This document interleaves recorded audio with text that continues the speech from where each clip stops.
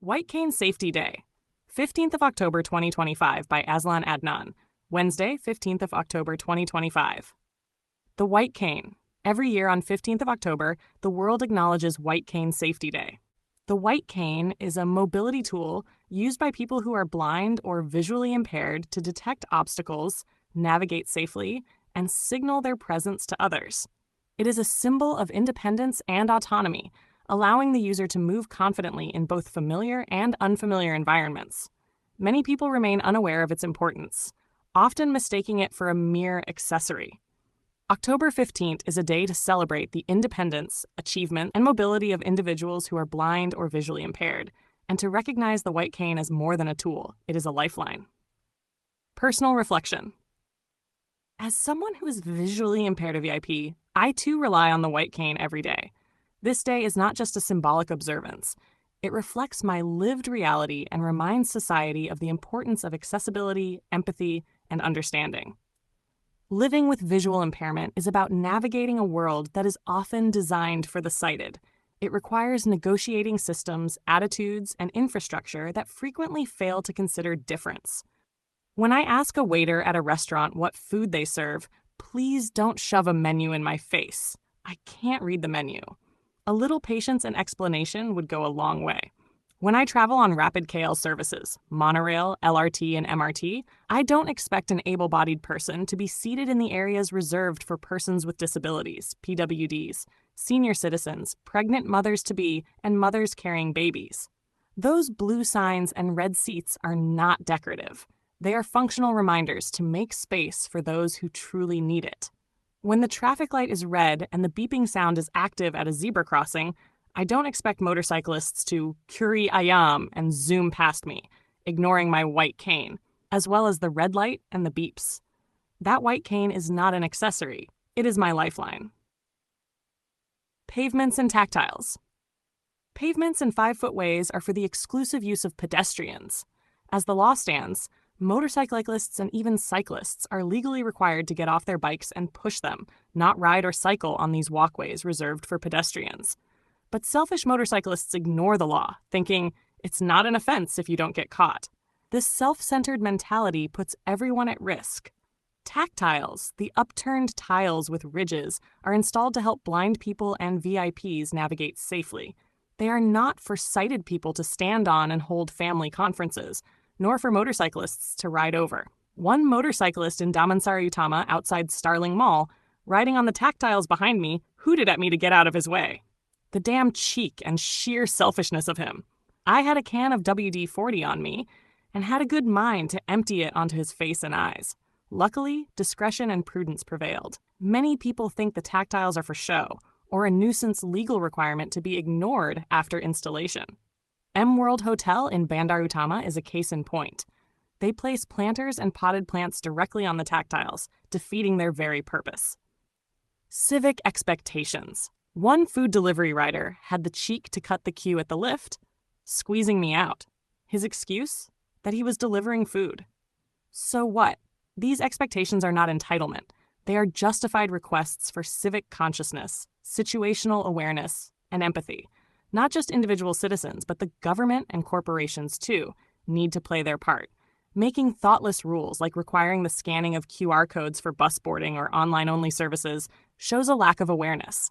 Many VIPs cannot scan QR codes, and not every member of the B40 owns a smartphone. Companies and institutions must design with accessibility in mind. From repair services that demand emails to banks whose websites are unreadable for low-vision users, the apathy and oversight are striking. The changes required are not extraordinary. They are simple, thoughtful, and often cost nothing. What they demand is awareness, an acknowledgement that accessibility is not charity, but a basic right. I urge the government and corporations to form inclusivity focus groups to beta test new developments and receive feedback from the blind and visually impaired, BVI, and broader PWD communities before implementing public-facing systems and regulations. Call to action. On this White Cane Safety Day, let us go beyond token gestures and hashtags. Let us commit to making Malaysia and the world more livable for everyone. The Rakyat must demand action from the government. Because inclusivity is not optional. It is a new way of life that represents the only enlightened way forward. I'm looking for volunteers, keen cyclists, to participate in a tandem bicycle ride event. This is organized at the Malaysian Association of the Blind in Brickfields. The full address is given in the video description. All the participants half the participants, the riders, would be registered with MAB for their tandem bicycle activity. And we need volunteers who are keen cyclists and have the strength to cycle and pilot the tandem bicycle. So this event will be held on 18th of October, which is a Saturday in the morning until 11:45, and it'll be followed by another event. The participation fee for this event is by donation, with a minimum donation of 15 ringgit. 10 ringgit will go towards the rental of the bicycle, and the other balance for other incidentals, and what's remaining will go towards my various eye treatments. So if you're a keen cyclist and you'd like to do some charitable work to help the blind people have some exercise, this is your opportunity to have the exercise and do some charity work at the same time. Thank you.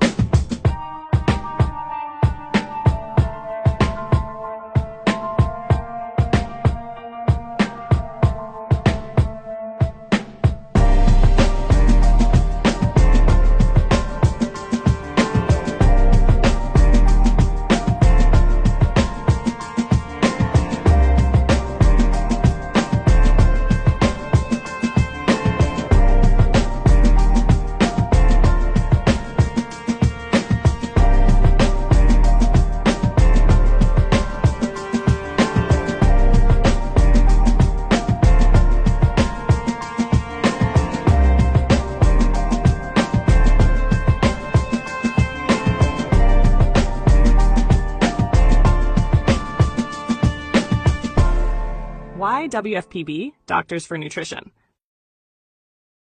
WFPB stands for Whole Food, Plant-Based, a diet and lifestyle focused on plant-derived foods that are unprocessed or minimally processed, while minimizing or excluding animal products and highly refined ingredients. The diet emphasizes fruits, vegetables, whole grains, legumes, nuts, and seeds, while avoiding added sugars, refined flours, and oils. The core principle is to eat foods in their natural state or close to it, rather than highly processed imitation products. Key principles: whole foods. Foods that are in their natural, unrefined state or have undergone minimal processing, like canned beans or frozen vegetables. Plant-based. Foods that come exclusively from plants, excluding meat, dairy, eggs, and honey. Minimal processing. A focus on foods that are as close to nature as possible, avoiding ingredients that are heavily refined, such as white flour, white rice, and added oils. Nutrient dense, prioritizing foods rich in fiber, vitamins, and minerals to meet nutritional needs. Foods to emphasize: fruits and vegetables, a wide variety of fresh and colorful produce. Whole grains, such as brown rice, oats, quinoa, and whole wheat. Legumes, beans, lentils, chickpeas, and peas. Nuts and seeds, almonds, walnuts, chia seeds, and flax seeds. Foods to limit or avoid processed foods, any food that has been heavily altered from its natural state. Animal products, meat, dairy, and eggs. Refined grains, white flour, white rice, and pasta made from refined flour. Added sugars and artificial sweeteners, including high fructose corn syrup and confectioner's sugar. Added oils, even those considered minimally processed like olive oil, are typically excluded due to their processing and added calories. WFPB versus vegan diet. While both are plant-focused, a vegan diet focuses only on eliminating animal products and can include highly processed foods, while a WFPB diet additionally emphasizes whole, minimally processed foods.